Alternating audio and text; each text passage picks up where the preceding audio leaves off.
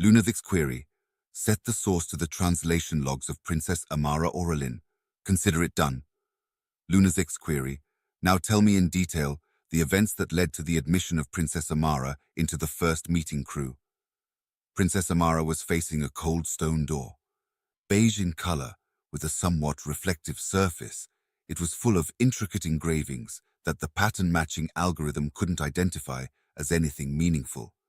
The status of the experimental integration of the nanites to the Arisian physiology was normal, and the total active time was 57.23 seconds.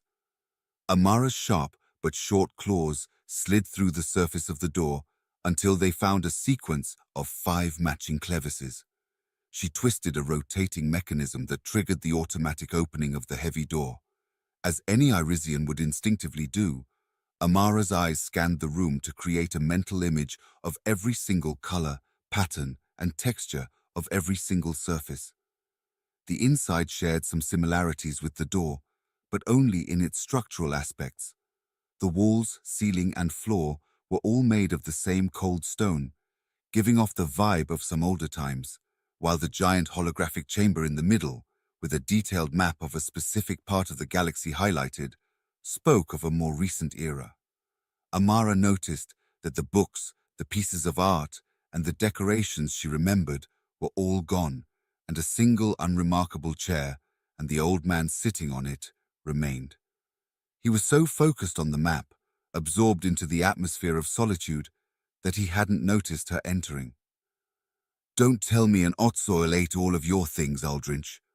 A jolt of fear shot through the old man's body. A young Irisian would have instantly jumped out of the chair while their brain took care of tracking the source of the voice and adjusting the patterns of their body to match the background in the opposite direction.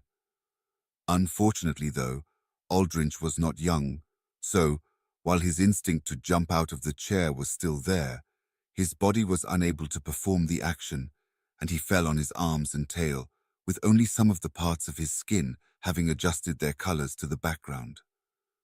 Upon realizing what she had done, Amara's neutral expression gave way to patterns of red and green. Instead of worrying she was letting her true emotions show, like she had trained her whole life not to, she rushed to help her old friend. "I'm so sorry.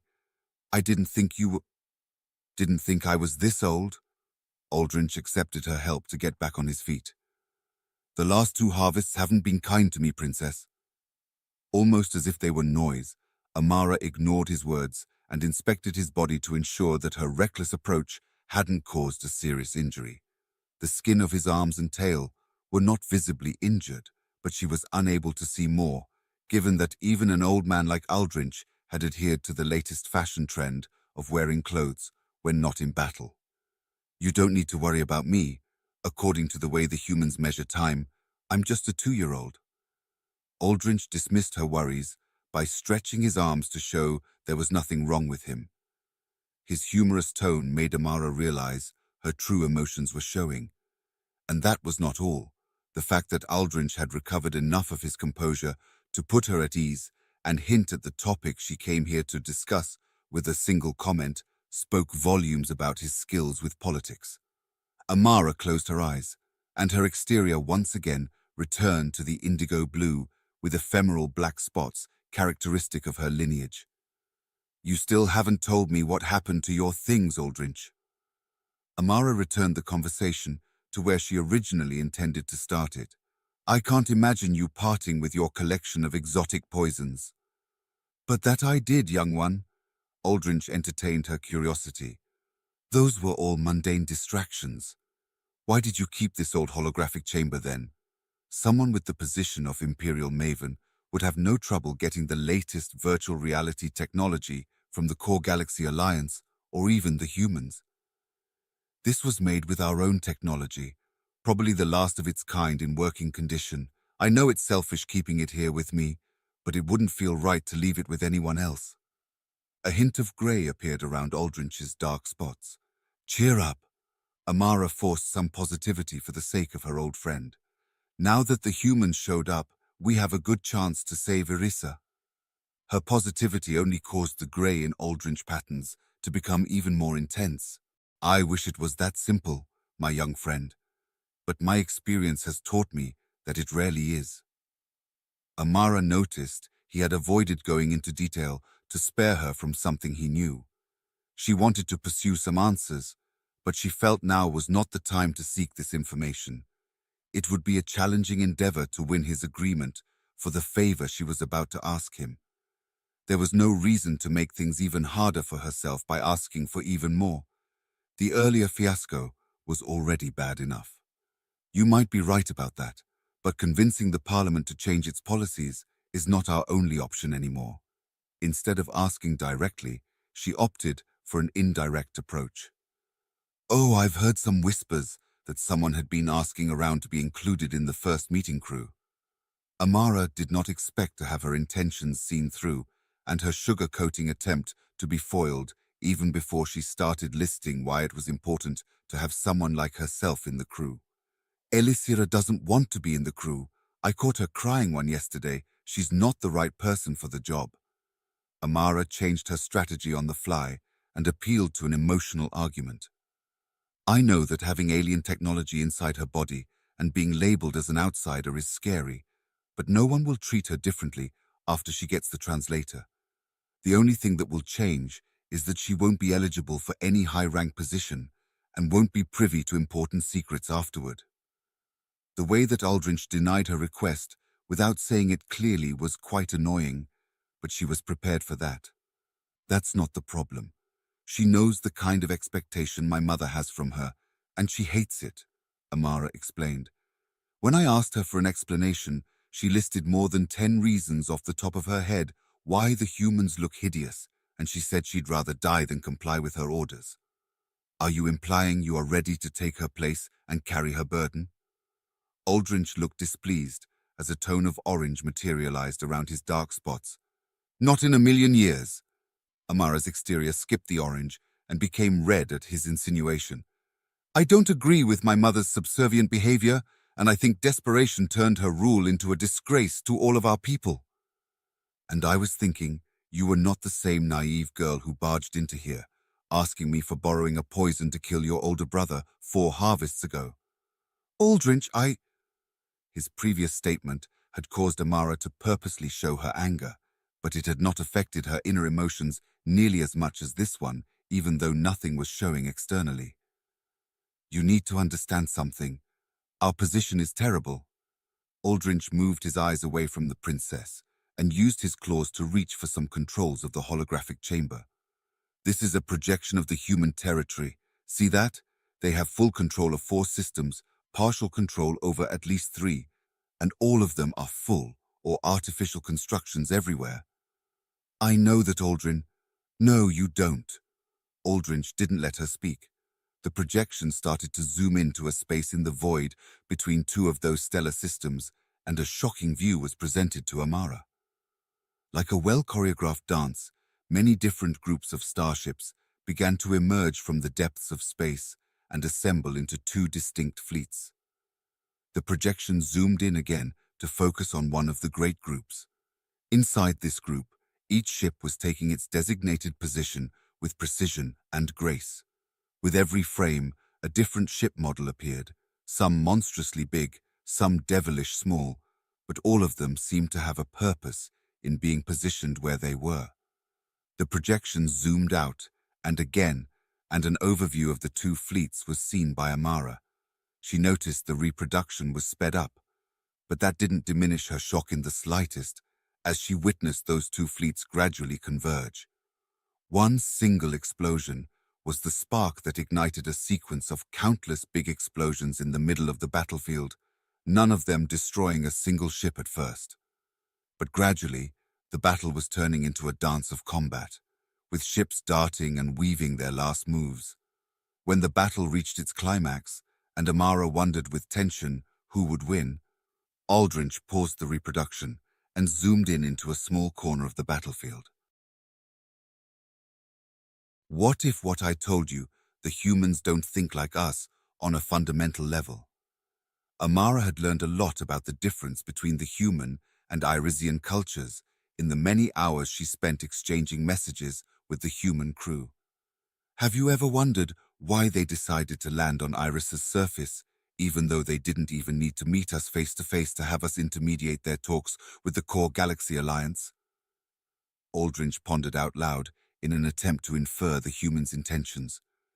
By landing here, they will put themselves into the spotlight, and every species will be talking about them in the upcoming future.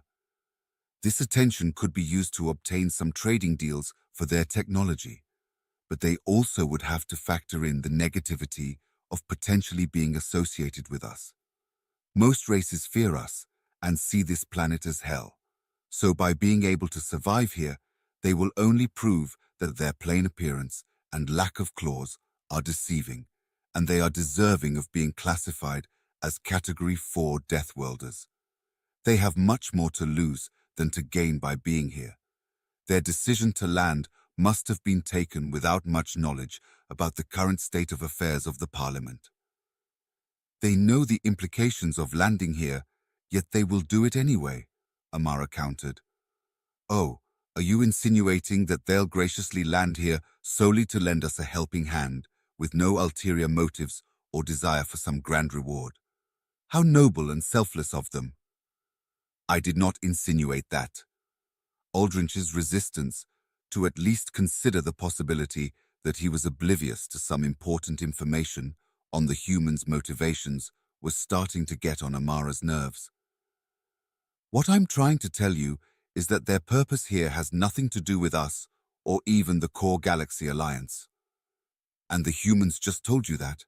Amara roamed around the circular holographic chamber to break eye contact and rein in her annoyance at his level of scrutiny. They did not tell me directly, but I noticed that every human I talked to would mention a lot of their concerns about who among the three representatives would take the first step on our planet. I didn't understand their fixation on this trivial detail at first. I thought it was some kind of mistranslation. But when they talked about the history of exploration of their own world and their first attempts at reaching space, it all made sense to me. The humans are not coming here to help us or try to get trading deals with other species. To them, this planet is just a hard place to go to, a perfect place where their factions can put their technology to test and compete against themselves. Most of Aldrinch's body was consumed by a vibrant purple, which gave away the rare view of this old man, failing to keep composure. Insulting? Her eyes were transfixed into Aldrinch's short hair, too, which was unable to keep up with his body, and had only changed its color very close to the head. More than that, it means that humans are not trying to make alliances, and their biggest concern as a species is fighting against themselves. If that is the case, we should focus our energy on getting help from the Core Galaxy Alliance and forget about them. Aldrinch's dark spots slowly reappeared as he spoke. Absolutely not. Amara was incisive. You said it yourself that we don't have many bargain chips to negotiate. We can't afford to waste an opportunity like that. I'm afraid I failed to grasp your meaning, Princess. Well, but that's easy. The humans are looking for a challenge, then let's give it to them. Amara allowed her body to be filled with an energetic orange, showing the excitement she had in finally saying to core part of her idea. Instead of showing them the more peaceful corners of our planet, why don't we take them to places like the Noxious Chasm and the Ebon Range? To embark on such an endeavor would be sheer folly. Few of our kin dare to traverse those treacherous lands. Bringing the humans into such perils would invite disaster, ruining the meticulously cultivated perception of our world as anything but a fiery inferno. Aldrinch didn't understand how Amara's idea would help them at all. To say that this would destroy our chances of being helped by the Core Galaxy Alliance would be an understatement. If we chose that path, I can see the more extremist races, such as the Ascidians, openly advocating to leaving us to our demise. But the humans would be put in the same basket, wouldn't they? Amara purposely let hints of bright yellow appear around her dark spots to express the mischievous pride she had in her idea. Aldrinch stood up again and receded to the solitude of his inner world as he contemplated the idea. Amara noticed the inner conflict in the old man's thoughts and decided to keep pushing her idea. Making alliances and getting trading deals may not be their primary goal now, but sooner or later they are going to need that. And when the time comes, guess who will be the only ones who won't be scared of them? Your reasoning is not without merit, but let us not forget your own words of caution about playing a dangerous game. This endeavor carries even greater risks. What if a human representative perishes on those treacherous lands? Or worse, what if they become overwhelmed by fear and withdraw from the mission altogether? I'm not saying there are no risks involved, but you are the one who said we have very little concessions to offer. After hearing the old man using her own words against her, she ended up doing the same out of spite. If danger can't be avoided, why not choose the path of greatest reward, with the perks of giving a good scare on those deceiving wimps who can't stop reiterating, "We haven't done enough to deserve to be saved"? Aldrich didn't say anything. He approached the holographic chamber and used his claws to interact with the controls to alternate the view to a series of maps and documents. Amara waited apprehensively, without uttering a single word, as she had a feeling that it wouldn't be a good time to interrupt the old man. After exactly 1 minute and 27 seconds, Aldrich made eye contact. "I hope you kept the conversation logs with the humans. We are going to need those if we want to convince your mother and the elders to change their plans." "Are you going to support me?" Amara found it hard to contain yellow from showing. "Just because I cannot die without seeing the chaos in the parliament when we send them a detailed report of the humans visiting the Ebon Range." Amara almost let her happy mood cloud her mind about the other things she had to ask, but in no time she forced her mind to focus on how to broach the topic of joining the first meeting crew. "I know what you want to ask, and the answer is no." The little pause in the conversation was enough for Aldrich to anticipate her question. "I know you've grown up, and are by no means the same naive girl who is impatient and willing to do something stupid without understanding the consequences. But that doesn't change the fact that you are too important to take such a dangerous job and put alien technology inside your body." To have her intentions read so easily was truly annoying, but that gave Amara the excuse she needed to give up the mind games and speak her mind. "I'm grateful to you, Aldrich. I've learned a lot from you when you refused to give me the poison and explained to me why getting rid of my brother wouldn't solve all my problems," she went on. "But those were not all the lessons that episode taught me." "What do you mean, young one?" Aldrich didn't try to guess her intentions. In a sincere display of yellow, she concluded, "I also learned it's better to ask for forgiveness than permission." 1. Irisians don't cry with tears falling down their eyes and sobbing. Instead, they lose every color of their exterior and end up looking like a cathode ray tube TV showing static. 2. Irisians don't have hair, but have an elongated extension of their skin at the top of their heads that is thin and disposable. It serves to protect their head against the unforgiving radiation of their planet. This was an account of the events that led to the admission of Princess Amara into the first meeting crew. Here are some questions that might interest you based on your recent queries. What kind of danger would the humans find on the Ebon Range? Was humanity aware of the spying? Who are the parents of the baby?